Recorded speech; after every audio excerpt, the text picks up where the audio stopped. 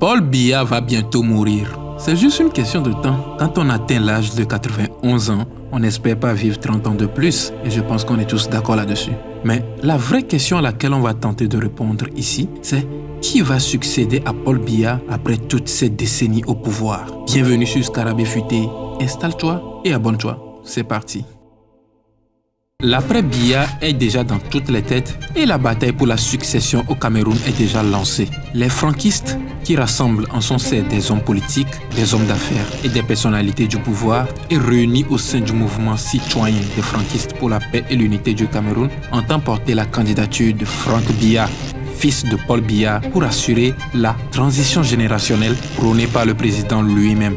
Âgé de 49 ans, Frank Biya, le fils aîné du président, n'a pourtant jamais manifesté un quelconque intérêt pour la chose politique.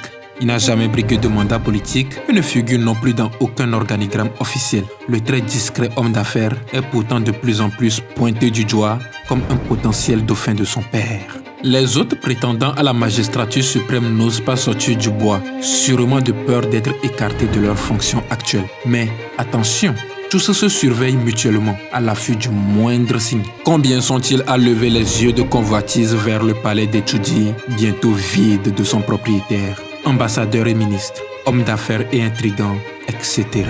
Dans la région du Sud, Louis-Pascal Motazé, le ministre des Finances, et Samuel Mvondo Ayolo, le directeur du cabinet civil du chef de l'État, se sont disputés la suprématie dans les instances locales de Saint-Mélima. Dans l'Ouest, les jeunes ambitieux comme Célestine Ketcha et Eric Niat, fils du président du Sénat, se sont embarqués dans une lutte d'influence, tandis que le décès du sultan Ibrahim Bombo Njoya, patron régional du parti au pouvoir, a rabattu les cartes. L'ambitieux Marafa Amidou Yaya croupit presque depuis 10 ans derrière les grilles de Kondengui.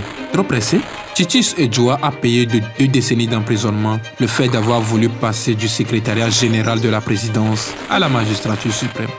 Des ministres, un temps qualifiés de tout-puissants, ont vu leur rêve de grandeur réduit à néant dans l'impitoyable jeu de trône de Yaoundé. Un homme, seul au sommet, détient les clés du scénario de sa propre succession. La récente visite de Nicolas Sarkozy au Cameroun s'inscrirait-elle dans la préparation de Frank Biya pour la succession de son père? Le professeur Franklin Nyamsi explique si bien la situation. Écoutons-le plutôt. Nicolas Paul Stéphane Sarkozy de Nagui Boksha. C'est un homme politique corrompu jusqu'à la moelle. Par conséquent, on doit se demander qu'est-ce que Paul Biya vient faire avec Nicolas Sarkozy, le dictateur du Cameroun au pouvoir depuis bientôt 42 ans. Qu'est-ce qu'il vient faire avec Sarkozy? C'est détestable la rencontre entre les deux parce que c'est une association de malfaiteurs. Paul Biya lui-même, qui est à la tête du Cameroun, est un homme d'État hautement corrompu. C'est-à-dire que Paul Biya et Sarkozy, ce sont des jumeaux. Et c'est ce qu'on appelle la France-Afrique. Et ça, c'est la première raison pour laquelle on ne veut pas voir Sarkozy au Cameroun. Parce que ça veut dire qu'il vient renforcer la dictature. C'est qu'il est un soutien des pires dictatures africaines. C'est le meilleur ami de Ouattara Draman. Maintenant, il s'affiche comme le meilleur ami de Biya Paul. Le meilleur ami de Kagame. Le meilleur ami de Sassou. On le verra bientôt au Togo dire qu'il est le meilleur ami de Faure Gnassingbé. Et il va courir voir Mahamad Kaka Déby N'Djamena. Je suis ton meilleur ami. On va le voir courir encore chez Tshisekedi, le mollasson de Kinshasa. Je suis ton meilleur ami. On va le voir courir en Guinée équatoriale. Voir Obiangema. Je suis votre ami. Il est l'ami systématiquement. Quand Macky Sall était au pouvoir, c'était son meilleur ami. Quand Bazoum était au pouvoir, c'était son meilleur ami. Il est toujours l'ami des gens les plus nuisibles à l'Afrique. Il a mis les pieds en Côte d'Ivoire. On a eu des problèmes. Il a mis les pieds au Rwanda. On est dans les problèmes. Il a mis les pieds au Sénégal. On a eu des problèmes. Il a mis les pieds au Congo. On a des problèmes. Il a mis les pieds au Gabon. On est dans les problèmes. Partout où Sarkozy passe, on est dans les problèmes. Bon, Biya, 42 années de pouvoir. Qu'est-ce que Sarkozy peut vouloir chercher derrière Biya? Quelqu'un qui a été incapable de bâtir un Cameroun moderne, qui est incapable de construire une route viable entre les 2 principales villes du Cameroun, Douala et Yaoundé, en 40 ans d'exercice du pouvoir. Quelqu'un qui est incapable rien que de faire un véritable axe, une véritable 2 ou 4 voies entre les 2 plus grandes villes du Cameroun. Qu'est-ce que Sarkozy peut lui apporter de plus après 42 ans d'exercice du pouvoir et à plus de 91 ans? Bon, d'abord parce que Biya veut mourir au pouvoir. Et pour mourir au pouvoir, Biya doit préparer l'exercice du pouvoir par quelqu'un de sa famille, quelqu'un qui lui soit proche. Et Biya a tendance ces derniers temps à privilégier la piste de sa succession par son fils Franck. Donc, il a décidé de mettre progressivement tous ses réseaux nationaux et internationaux au service de son fils Franck. De telle façon que dès que lui, Biya, soit par démission volontaire, soit simplement par mort, parce qu'à son âge, on peut mourir très facilement et très vite dans le sommeil, soit par mort, Biya pense qu'il faut que tout soit prêt. Puisqu'il sait qu'il a dit lui-même en 2004 à ceux qui espéraient qu'il passe du côté des ancêtres de venir dans 20 ans. Donc, Paul Biya a lui-même annoncé ses obsèques pour cette année. Et comme c'est un homme avisé dans ses plans diaboliques contre le peuple camerounais, il prépare sérieusement ses obsèques. Il prépare sérieusement ses arrières. Et donc, il multiplie les raccordements de ses différents réseaux à son fils.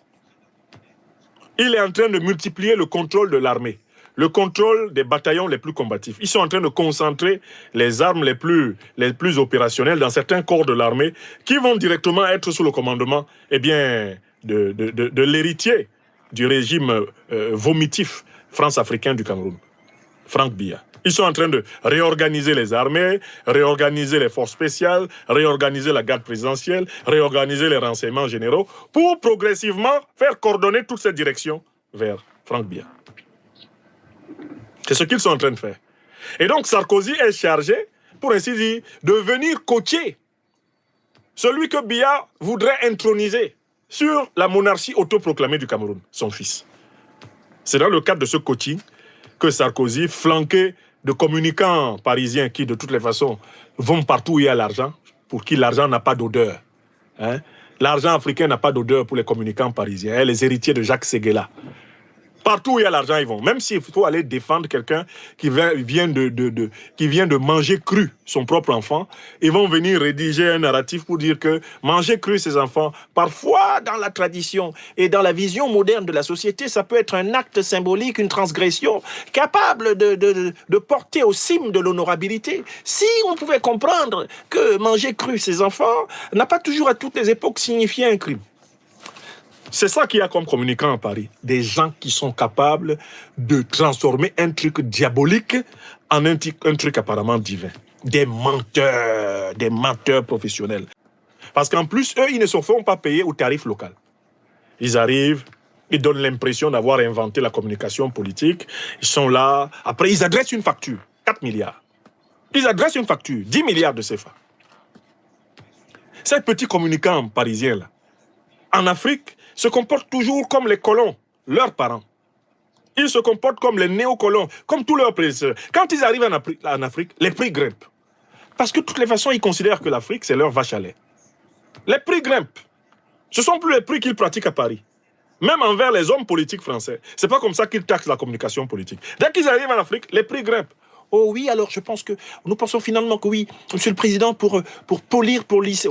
Ah oui, pour polir, vous savez, Monsieur le Président, pour polir. Alors, 12 milliards. 12 milliards de CFA. Bon, comme le président lui-même, il ne travaille pas l'argent. Et que lui-même, en fait, il va mendier à la planche à biais pour qu'on lui envoie cette monnaie frelatée avec laquelle il fait fonctionner sa SMALA. Bon, il donne 12 milliards. Il donne 12 milliards pour une connerie, 2 publications dans, comment elle s'appelle, Jeune Afrique, un autre dans Jeune Afrique Magazine, l'autre va sortir dans A à Z, un peu va sortir dans JDD, puis ça va sortir, il y aura un encart dans le Figaro, Alors, on réussira même à placer le truc dans Libération. Alors, et même, oui, non, on fera un reportage. Non, mais Monsieur le Président, vous serez dans Newsweek, mais la couverture de cette... Des menteurs! Je ne sais plus qui les écoute en Afrique. Si ce n'est pas un vieux grigou comme Biya qui est prêt à marcher avec tous les diables de la terre si cela lui permet de mourir au pouvoir et de céder le pouvoir à son fils Franck. La succession de leaders politiques aussi emblématiques que Paul Biya nécessite une planification minutieuse et une gestion habile des rivalités internes. Le RDPC doit veiller à ce que ce processus de succession se déroule de manière transparente et démocratique normalement, afin d'amorcer au moins la stabilité politique au Cameroun. Les prochains mois ou années seront déterminants pour le pays. Affaire à suivre.